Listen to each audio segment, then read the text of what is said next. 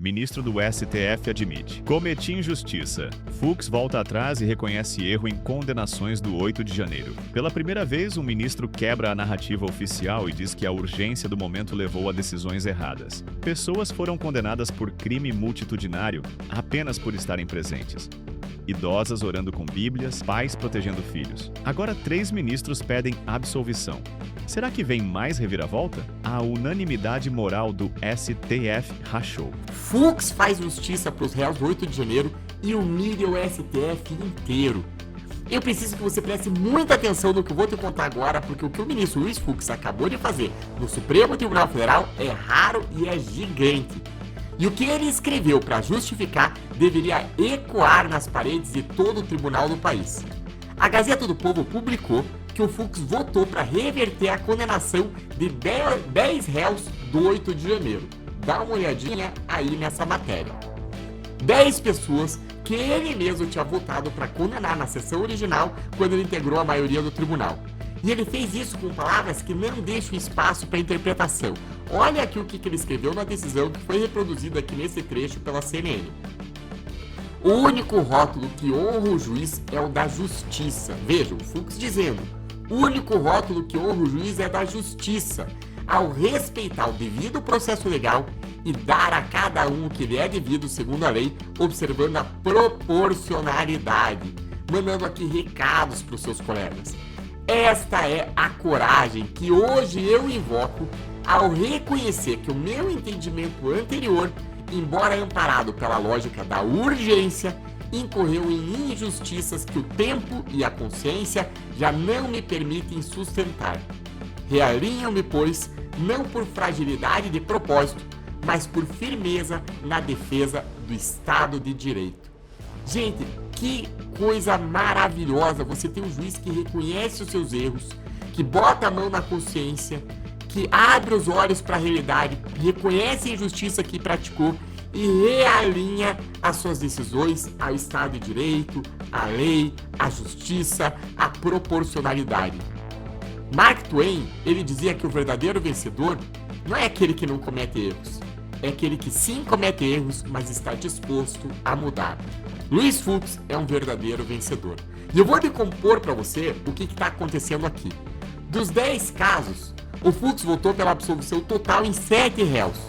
Eram pessoas que estavam acampadas em frente ao quartel-general do Exército, lá em Brasília, não invadiram nenhuma sede, não quebraram nada, mas foram condenadas por incitação ao crime e associação criminosa, e nos outros 3 casos, os réus de fato tinham participado das invasões e eles foram condenados por 5 crimes, incluindo golpe de Estado, com penas de 13 anos e meio de prisão. Para esses casos, o Fux votou pela absolvição parcial, enquanto para os outros a absolvição total. Para esses casos, a absolvição parcial. Foram condenadas aí apenas por deterioração de patrimônio tombado, com a pena de 1 ano e 6 meses. Então veja a diferença nesses casos em que ele revisou parcialmente a condenação. A diferença foi entre 13 anos e 1 ano e meio de prisão. Essa é a dimensão da injustiça que o Fux reconhece que o STF praticou. 12 anos de injustiça em relação a essas 3 pessoas. Agora, gente, a verdade que precisa ser dita. Essa decisão, ela não muda o resultado prático. A maioria do plenário, ela se mantém pela condenação. Até agora, apenas o Nunes Marques e o André Mendonça tinham votado pela absolvição. Com o Fux reconhecendo agora que não tinha razão para condenar a maior parte desses réus aí, agora são 3. Em um tribunal de 11, com uma cadeira vaga, são 10 ao todo. Se 3 votos votam pela absolvição ou por uma redução drástica das condenações, isso não reverte a maioria. Precisaria de mais pelo menos 2 votos para fechar 5. Um Fachin, uma Carmen Lúcia, ou talvez um advogado garantista, um Cristiano Zanin, se forem ser coerentes com as suas histórias. Afinal de contas, é incoerente com a história, por exemplo, de um Cristiano Zanin, um sempre defensor do garantismo, condenar essas pessoas.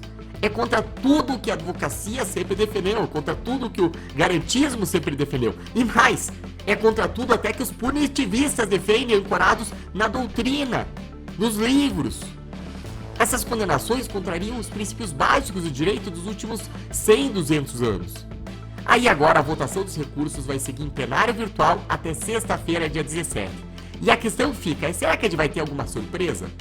Olha, infelizmente eu creio que não. Mas o que essa decisão faz é quebrar a narrativa que o STF construiu para justificar essas condenações. Porque essa narrativa ela dependia de uma unanimidade moral, ou de uma grande, quanto mais gente se une ali, todos os ministros juntos, firmes, sem fissuras, melhor para essa narrativa. E agora o ministro que tinha votado com a maioria na sessão original, ele volta atrás. Ele admite que errou. Ele diz não dá mais para sustentar. E ele escreve a palavra injustiça. E diz que a urgência do momento o levou a decidir mal. E num voto técnico, não é um voto político como foi aquele do Toffoli quando destruiu a Lava Jato e disse que a prisão de Lula tinha sido um dos maiores erros judiciários da história do país. Não. Aquela decisão lá do Toffoli foi criticada por todo mundo porque era política, escorria a ideologia dela. Agora não.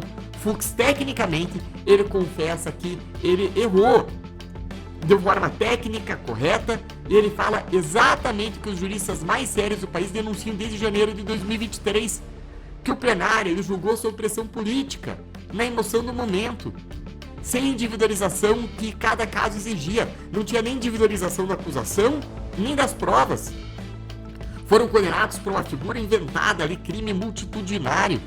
Como se a pessoa tá lá, às vezes um pai protegendo um filho, por exemplo, da bagunça, da depredação, do conflito que existiu com a polícia. Às vezes um pai protegendo o filho e a pessoa vai ser condenada porque estava lá. Uma senhorinha orando, como esse caso sim comprovado, com uma bíblia, uma bandeira na mão, o policial legislativo dizendo elas não depredaram nada, elas ficaram orando com a bíblia e a bandeira do Brasil na mão, e aí ela é condenada por crime multitudinário. Um cidadão que estava acampado em frente ao quartel e não invadiu nada, aí ele foi condenado pelos mesmos crimes de quem invadiu e destruiu o patrimônio público. Fux olhou para tudo isso e disse: eu não consigo mais sustentar isso. É injusto, é errado. E fica a pergunta que nenhum dos outros 7 ministros quer responder. Se Fux reconhece que a lógica da urgência produziu injustiças, por que os que votaram igual não reconhecem, hein? Me conta aí nos comentários se acha que os outros ministros vão ficar constrangidos com esse voto do Fux, ou eles não ligam para as injustiças que causaram. Será que nós vamos ter mais uma virada de voto por aí? Alguma surpresa nessa semana? Faria bem para o STF, faria bem para a Justiça, faria bem para as vítimas dos abusos, faria bem para o Brasil.